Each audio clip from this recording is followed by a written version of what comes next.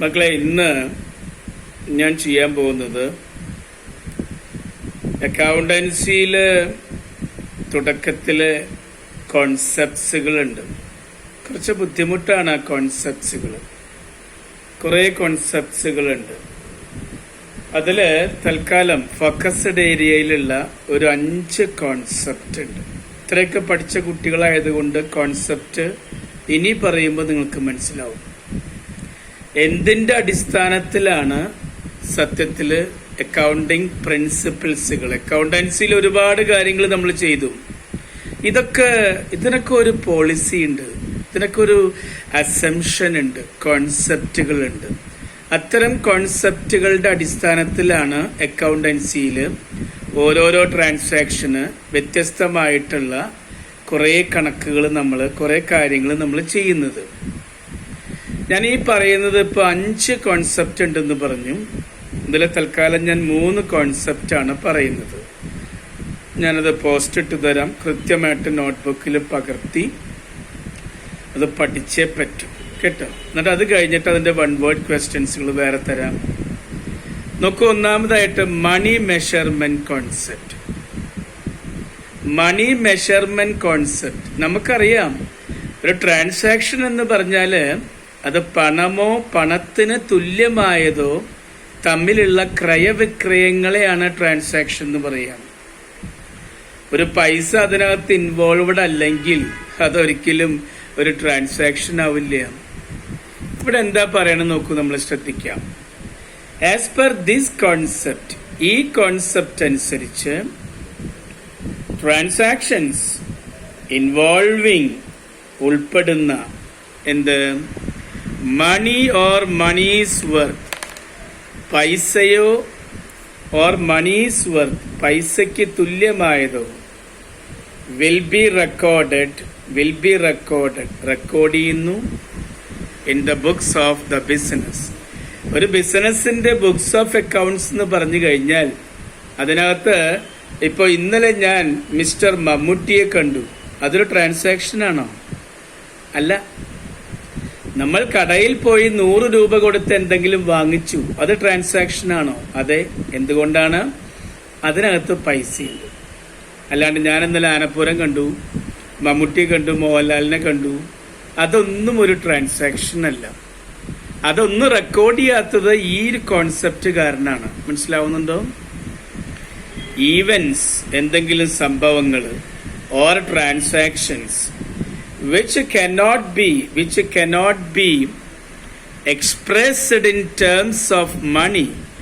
പൈസ സംബന്ധിയല്ലാത്ത ഒരു ഈവന്റുകളും ഒരു ട്രാൻസാക്ഷൻസുകളും will not be recorded in the books. മക്കൾക്ക് മനസ്സിലായോ? ഇപ്പൊ ഞാൻ പറഞ്ഞു വരണത്, ഒരു ബിസിനസ്, ഒരു ഓഫീസ് ഒരു എക്സ്പീരിയൻസ്ഡ് ആയിട്ടുള്ള എംപ്ലോയീസിനെ വെച്ചു. എക്സ്പീരിയൻസ്ഡ് ആയിട്ടുള്ള വളരെ കാലിബർ ആയിട്ടുള്ള എംപ്ലോയീസിനെ വെച്ചു. ആ വെച്ചത് ഒരു ട്രാൻസാക്ഷനേ അല്ല. അതിലെന്തെങ്കിലും പൈസ സംബന്ധിയായിട്ട് വല്ല കാര്യങ്ങൾ വരുന്നുണ്ടോ? വരുന്നില്ല. അതുകൊണ്ട് അത് ഒരിക്കലും ബുക്സ് ഓഫ് അക്കൗണ്ട്സിൽ എഴുതില്ല. പക്ഷെ അതേസമയം ഈ കാലിബറുള്ള ഈ എംപ്ലോയീസിന് മാസം ശമ്പളം കൊടുക്കണം. അപ്പൊ ശമ്പളം എവിടെ എഴുതും? ബുക്സ് ഓഫ് അക്കൗണ്ട്സിൽ എഴുതും. അതൊരു ട്രാൻസാക്ഷനാണ്. മറിച്ച് ഒരാളെ, നല്ല കഴിവുള്ള ഒരാളെ അപ്പോയിന്റ് ചെയ്ത് കഴിഞ്ഞാൽ ഒരിക്കലും അത് ബുക്സ് ഓഫ് അക്കൗണ്ട്സിൽ എഴുതില്ല. അതാ ഞാൻ പറഞ്ഞത്, മണി ഓർ മണീസ് വർത്ത് ഉൾപ്പെട്ട ഈവൻസുകളും ട്രാൻസാക്ഷൻസുകളുമാണ് പുസ്തകത്തിൽ എഴുതാൻ പാടുള്ളൂ. മറ്റുള്ളതൊന്നും എഴുതില്ല. എന്തുകൊണ്ടാണ്? ഈ ഒരു കോൺസെപ്റ്റ് കാരണമാണ്. കൃത്യമായോ? എല്ലാവർക്കും അസലായിട്ട് പഠിക്കണം കേട്ടോ. Next one, business entity concept. Second one, business entity concept അല്ലെങ്കിൽ അക്കൗണ്ടിങ് എൻറ്റിറ്റി കോൺസെപ്റ്റ്. 2 പേര് പറയും. ഇത് ഏതായി കോൺസെപ്റ്റ്? ഞാൻ പറഞ്ഞുതരാം. ഇങ്ങനെ ഒരു കോൺസെപ്റ്റ് ഉള്ളത് കൊണ്ടാണ് ബിസിനസ് വേറെ, ബിസിനസ്മാൻ വേറെ. ശരിയല്ലേ? ഞാൻ പറയാറില്ലേ, ബിസിനസ് വേറെ, ബിസിനസ്സുകാരൻ വേറെ. ഉദാഹരണത്തിന് ബിസിനസ്സുകാരൻ, പ്രൊപ്രൈറ്റർ, മൊയിലാളി, മൊയിലാളി 1,00,000 ഉറുപ്പിക ഇറക്കി, 1,00,000 ഉറുപ്പിക ഇറക്കി ബിസിനസ് തുടങ്ങി. ബിസിനസിനെ സംബന്ധിച്ചിട്ടല്ലോ ആ പൈസ മൊയിലാളിയുടെ കയ്യിൽ നിന്ന് വാങ്ങുക എന്തായിട്ട്? ലോണായിട്ടാണ് വാങ്ങണത്, കടമായിട്ടാണ് വാങ്ങണത്. കാരണം മൊയിലാളിക്ക് അത് തിരിച്ചു കൊടുക്കണ്ടേ ബിസിനസിനെ സംബന്ധിച്ച്. അപ്പൊ ഞാൻ പറഞ്ഞു വരുന്നത് ബിസിനസ് വേറെ, ബിസിനസ്സുകാരൻ വേറെ, രണ്ടും സെപ്പറേറ്റ് ആണെന്ന്. ഒരു പലചരക്ക് കച്ചവടക്കാരൻ ബിസിനസ്സിൽ നിന്ന് ഓഫീസ് പൂട്ടി പോകുമ്പോൾ അതിൻ്റെ ഉള്ളിൽ നിന്ന് കുറച്ച് സാധനം എടുത്ത് വീട്ടിലേക്ക് കൊണ്ടുപോയി. തീർച്ചയായിട്ടും അവിടെ എഴുതി വെക്കണ്ടേ? എഴുതി വെക്കണം. എൻ്റെ കടയെന്ന് കരുതിയിട്ട് ഒരിക്കലും അങ്ങനെ എടുത്തു കൊണ്ടുപോകാൻ പാടില്ല. അത് റെക്കോർഡ് ചെയ്യണം. അതാ ഞാൻ പറഞ്ഞത്, ബിസിനസ് വേറെ, മൊയിലാളി വേറെ. ബിസിനസ്സും ബിസിനസ്സുകാരനും രണ്ടും രണ്ടാണ് എന്ന കോൺസെപ്റ്റിൽ മാത്രമേ അക്കൗണ്ടിങ് വർക്കുകൾ ചെയ്യാൻ പാടുള്ളൂ. ഇപ്പൊ മനസ്സിലായി എല്ലാവർക്കും? നമുക്കതിന്റെ തിയറി നോക്കാം. ദിസ് കോൺസെപ്റ്റ് സീക്സ് അന്വേഷിക്കുന്നത് ടു മേക്ക് എ ഡിസ്റ്റിങ്ഷൻ, വ്യത്യാസം ഉണ്ടെന്ന്. ആരൊക്കെ തമ്മിൽ? Between the business and the proprietor. ബിസിനസ്സും പ്രൊപ്രൈറ്ററും വ്യത്യാസമുണ്ട്. ആൻഡ് ഹിസ് ഡീലിങ്സ്, പ്രൊപ്രൈറ്ററുടെ ഡീലിങ്സുകൾ ഉണ്ടല്ലോ വിത്ത് ദ ബിസിനസ് ആയിട്ടുള്ള ഡീലിങ്സുകൾ should be regarded as transaction. ബിസിനസ്സുകാരൻ ബിസിനസ്സുമായിട്ടുള്ള ഡീലിങ്സ് ഒക്കെ ട്രാൻസാക്ഷൻ ആണ്. ബിസിനസ് വേറെ, ബിസിനസ്സുകാരൻ വേറെ, രണ്ടും ഒരു സെപ്പറേറ്റ് എൻറ്റിറ്റിയാണ്. മനസ്സിലാവുന്നുണ്ടോ? ഇൻ ഷോർട്ട്, ചുരുക്കി പറയുകയാണെങ്കിൽ business and business man are to be treated as separate. ഞാൻ പറഞ്ഞില്ലേ, ബിസിനസ്സുകാരൻ എന്തെങ്കിലും ബിസിനസ്സിലേക്ക് ഇറക്കി കഴിഞ്ഞാൽ അത് തീർച്ചയായിട്ടും റെക്കോർഡ് ചെയ്ത് വെക്കും. ബിസിനസിനെ സംബന്ധിച്ച് ശൂന്യതയിൽ നിന്ന് വന്ന ദൈവം തന്ന ഒരു അനുഗ്രഹമായിട്ടൊന്നല്ല. ബിസിനസിനെ സംബന്ധിച്ച് ലോൺ ഒരു ബാധ്യതയാണത്. ബിസിനസ്സുകാരന് ആ പൈസ തിരിച്ചു കൊടുക്കണ്ടേ? ബാധ്യതയാണ്. മൊയിലാളി എന്ത് തന്നാലും എഴുതി വെക്കും. എഴുതി വെച്ചത് ഇതൊക്കെ തിരിച്ചു കൊടുക്കേണ്ടതാണല്ലോ എന്നുള്ള ബോധം എപ്പോഴും ആർക്കുണ്ട്? ബിസിനസ്സിനുണ്ട്. അതാ ഞാൻ പറഞ്ഞത്, business entity concept, accounting entity concept എന്ന് പറഞ്ഞാൽ എന്താണ്? ബിസിനസ് വേറെ, ബിസിനസ്സുകാരൻ വേറെ. ക്ലിയർ ആയോ? ഓക്കെ. മൂന്നാമതായിട്ട് ഗോയിങ് ഓൺ കോൺസെപ്റ്റ്. വളരെ പ്രധാനപ്പെട്ട മൂന്നെണ്ണാണ് ഇപ്പോൾ എടുക്കുന്നത്. എന്താ ഗോയിങ് ഓൺ കോൺസെപ്റ്റ് എന്ന് പറഞ്ഞാൽ? ഒരു ബിസിനസ് തുടങ്ങാന്ന് പറഞ്ഞു കഴിഞ്ഞാലേ രാത്രി അത് അടച്ചുപൂട്ടാനുള്ളതാ? ഒരിക്കലുമല്ല.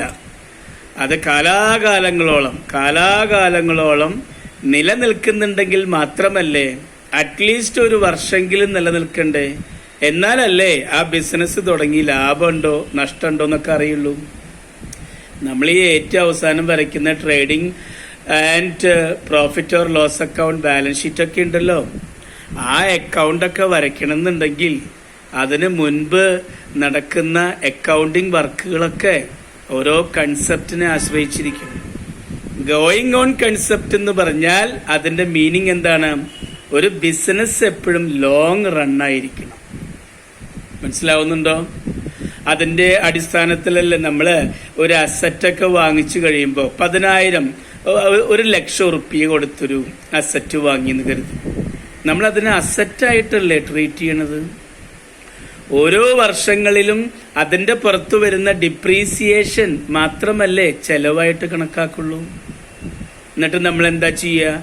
ബാലൻസ് ഷീറ്റ് വരയ്ക്കുമ്പോൾ ആ അസറ്റിൽ നിന്ന് ആ വർഷത്തെ ഡിപ്രീസിയേഷൻ കുറച്ചിട്ട് ബാക്കിയുള്ളത് നമ്മൾ ഔട്ടർ കോളത്തിലേക്ക് എഴുതും.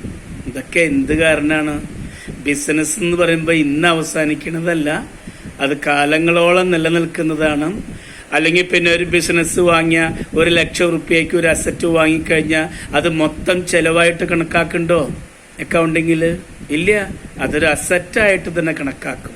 അതുമ്മ ചെലവഴിക്കുന്ന ഡിപ്രീസിയേഷൻ മാത്രമാണ് ഒരു ചെലവായിട്ട് അക്കൗണ്ടൻസിയിൽ കണക്കാക്കുള്ളൂ. മനസ്സിലാവുന്നുണ്ടോ? ഇവിടെ നോക്കൂ. അക്കോർഡിംഗ് ടു ദിസ് കോൺസെപ്റ്റ്, ഈ കോൺസെപ്റ്റ് പ്രകാരം ഇറ്റ് ഈസ് അസ്യൂംഡ്. എങ്ങനെയാ അത് ഊഹിക്കുന്നത്? that the business will last for a long time. ഇതിനൊക്കെ എങ്ങനെയാണ് ഒബ്ജക്റ്റീവ് ടൈപ്പ് ചോദിക്കുക എന്നുള്ളതൊക്കെ ഞാൻ എഴുതി തരാം കേട്ടോ. ഒരു ബിസിനസ് ലാസ്റ്റ് ചെയ്യുന്നത് ഫോർ എ ലോങ് ടൈമിലാണ്. മനസ്സിലാവുന്നുണ്ടോ? അതായത് it is on account of this assumption. It is on account of this assumption. ഈ അസംഷൻ കാരണമാണ്, ഈ ഒരു പോളിസി ഉള്ളത് കൊണ്ടാണ് that fixed assets are recorded. Fixed assets record ചെയ്യുന്നത് എപ്പോഴെങ്ങനെയാണ്? At original cost. ഒറിജിനൽ കോസ്റ്റിലാണ് ആദ്യം റെക്കോർഡ് ചെയ്യുക. എന്നിട്ട് and are depreciated in a systematic manner. അതൊരു സിസ്റ്റമാറ്റിക് മാനറിൽ ഡിപ്രീസിയേഷൻസുകൾ വർഷാവർഷം എഴുതി തള്ളുക. അല്ലാതെ ഒരു അസറ്റ് വാങ്ങിയ അത് മൊത്തം ചെലവായിട്ട് കണക്കാക്കില്ല. ചിലപ്പോൾ പരീക്ഷയ്ക്ക് ഇങ്ങനെ ചോദിക്കും, അതായത് it is under dash concept that fixed assets are recorded at original cost എന്ന് ചോദിക്കും.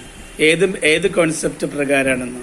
അപ്പൊ നിങ്ങൾ പറയണം ഗോയിങ് ഓൺ കോൺസെപ്റ്റ് കാരനാണ് ഒരു അസറ്റ് ഒറിജിനൽ കോസ്റ്റിൽ റെക്കോർഡ് ചെയ്യുന്നതും സിസ്റ്റമാറ്റിക് ആയിട്ട് വർഷാവർഷം ഡിപ്രീസിയേഷൻ എഴുതി തള്ളുന്നതൊക്കെ എന്ത് അസംഷനാണ്? ഗോയിങ് ഓൺ കോൺസെപ്റ്റ് ആണ്. ഇതിന്റെ പുറത്ത് വരുന്ന ഒബ്ജക്റ്റീവ് ടൈപ്പൊക്കെ ഞാൻ പറഞ്ഞു തരാം, എഴുതി തരാം. ഇത് അങ്ങനെ തന്നെ പഠിക്കണം കേട്ടോ. ഇപ്പൊ നോക്കൂ, പ്രീപെയ്ഡ് എക്സ്പെൻസ്. പ്രീപെയ്ഡ് അറിഞ്ഞൂടെ? കൊടുക്കാനുള്ളത് മുൻകൂർ കൊടുത്തു. ഔട്ട്സ്റ്റാൻഡിങ് ഇൻകമ്മുകൾ, കിട്ടാനുള്ളത് മുൻകൂർ കിട്ടി, കിട്ടാനുള്ളത് കിട്ടിയിട്ടില്ല. അങ്ങനെയുള്ള അഡ്ജസ്റ്റ്മെന്റ് എൻട്രീസ് ഒക്കെ R treated as assets on this assumption. ഈ അസംഷൻ കാരണമാണ് അതൊക്കെ നമ്മൾ അസറ്റായിട്ട് ട്രീറ്റ് ചെയ്യണമെന്ന്. മനസ്സിലാവുന്നുണ്ടോ? 3 പ്രധാനപ്പെട്ട കോൺസെപ്റ്റുകളാണ് ഇവിടെ ഇപ്പം ഞാൻ വിവരിച്ചത്. ഇത് നിങ്ങൾക്ക് ഫോട്ടോ എടുത്ത് അയച്ചു തരാം. അത് നിങ്ങൾ കൃത്യമായിട്ട് നോട്ട്ബുക്കിൽ പകർത്തി നിങ്ങൾ പഠിക്കണം, വീഡിയോ കാണണം, മനസ്സിലാക്കണം. വളരെ വളരെ വളരെ വളരെ വളരെ ഇമ്പോർട്ടൻ്റ് ആണ്. ഇനി 2 കോൺസെപ്റ്റ് കൂടി പറഞ്ഞു തരും, എന്നിട്ട് ഈ തിയറി അവസാനിപ്പിക്കും. ഓക്കേ.